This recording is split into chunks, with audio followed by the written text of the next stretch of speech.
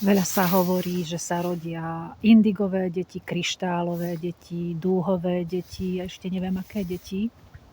No ja vnímam, že sa čoraz viac rodia tie duše, ktoré sú spojené s tým prapočiatkom života, teda s tým nekonečnom, s tým čistým bytím. A nazvať ich môžeme portálové deti. Portálové deti sú vo svojej podstate portál, pretože ich duša je portálom. Nemá začiatok, nemá koniec, nemá ohraničenie. Teda nerozlišuje medzi tým, čo je ním a tým, čo je mimo neho. Pretože všetko považuje za svoje.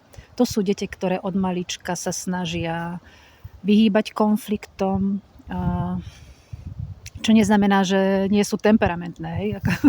Len majú tú schopnosť ucítiť, snažia sa upokojiť situáciu, napríklad deti v škole, keď sa chcú niekto pohádať alebo niekto niekomu zle povie, tak sa snaží ako obrániť toho druhého alebo vysvetliť, upokojiť tú situáciu. Portálové detičky neskôr začínajú rozprávať, pretože majú silnú telepatickú schopnosť. Môžete si to vyskúšať, že sa budete dorozumievať len cez myšlienky. Telepatické deti sú napojené na to nekonečno úplne prirodzene. To neznamená, že vám budú rozprávať o svojich minulých životoch, ale u každého toho dieťa sa to prejavuje inak, pretože ako portál v sebe môže kumulovať rôzne schopnosti, rôzne energie, rôzne sa môže prejavovať, preto neexistuje nejaká šablóna na to, ako ten portálový človečík je. Že ako by mal vyzerať, čo presne má, pretože naozaj u každého toho portálového človečika je to iné. Niekto hovorí, má veľmi silnú intuíciu, niekto má veľmi silnú telepatiu. To je v každom tom človečiku, ale inak sa to prejavuje.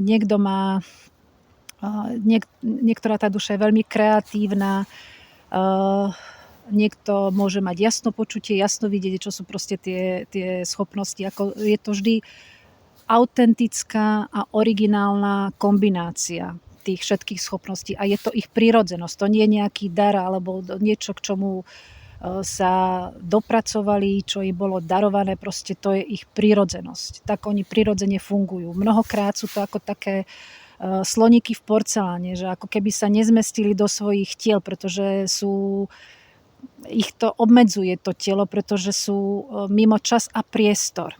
Takže oni mimo priestor, proste oni sú všade a niekedy musia si zvykať na to, aby udržali svoju dušu v tom tele, že si uvedomovať, že ako sa pohybujú a tak.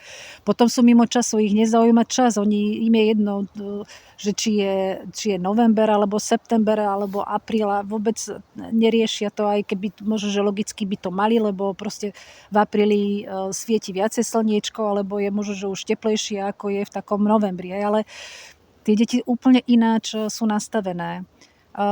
Ale najdôležitejšie je to, že naozaj do seba absorbujú všetko ako špongie. A je na nás, rodičoch, aby sme ich učili rozlišovať medzi tým, čo je ich a medzi tým, čo nie je ich. Aby sa v tom nestratili. Musia sa naučiť byť pevné v tom, kým sú. Ustáť si svoje hranice, ustáť rôzne ataky, pretože oni všetko budú považovať za svoje. Buď sa prispôsobia okoliu, že začnú preberať na seba aj také správanie, ktoré im nie je prirodzené. Alebo budú tak veľmi cítiť úzkosť iných detí, bolesti iných detí, že to zoberú na seba a tiež si budú myslieť, že s nimi je niečo v neporiadku. Takže treba sa s takýmito deťmi veľmi baviť, veľmi sa rozprávať. No. A teraz sa chcem ešte prihovoriť tebe, rodič milovaný. Ak máš takéto dieťa a vidíš toto video, tak je to preto, lebo ty si rovnako portálový človek. Pretože portálové dieťa sa nevie narodiť do rodiny, kde nie je aspoň v rodovej línii, alebo nechcem to celkom takto špecifikovať, ale vnímam, že minimálne jeden rodič by tam mal byť portálom tiež. alebo ktorý sa k tomu svojmu prejavu ako portál nejako dostáva, že si očisťuje ten svoj princíp portálu v sebe. Všetci sme vo svojej podstate, to je vlastne prapodstata človeka, že sme portálovou bytosťou, ale už sme tu takí a nie je nás málo, ktorí si to už uvedomuje, že sme portálom, teda že to je vlastne princíp portálu, je princíp prepojenosti.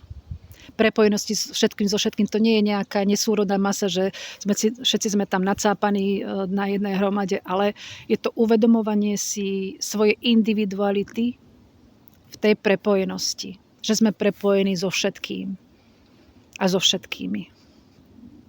A pritom, ako si otvárame srdce, a vlastne nás to učí aj tieto naše deti portálové, tak prichádzame na to, že cez tie otvorené srdcia sme naozaj potom prepojení tak ako so sebou, tak aj s tým celým svetom okolo seba.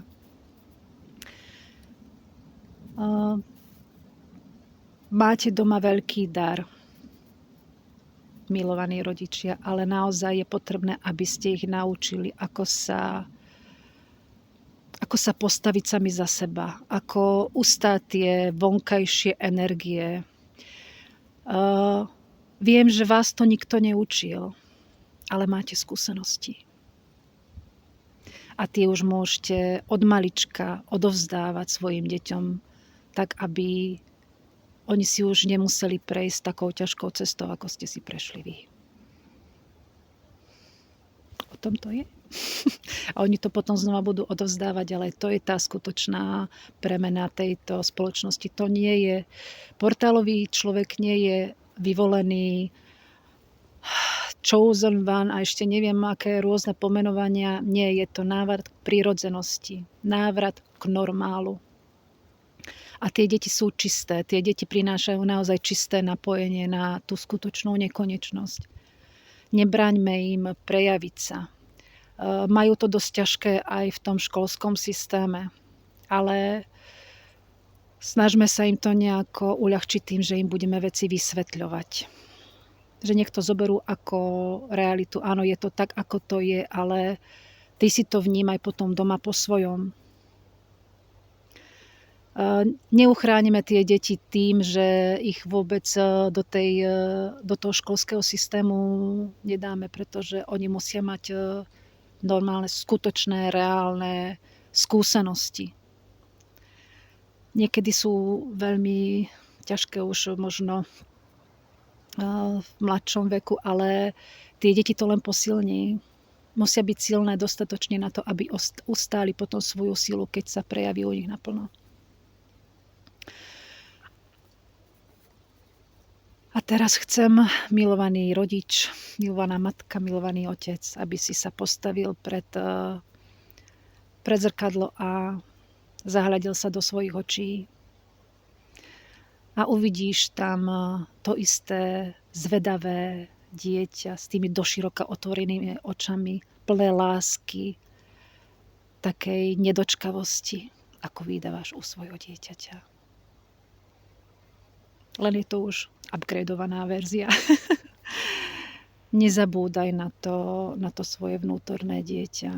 Práve preto sa ti narodilo také dieťa, portálový človečik, aby si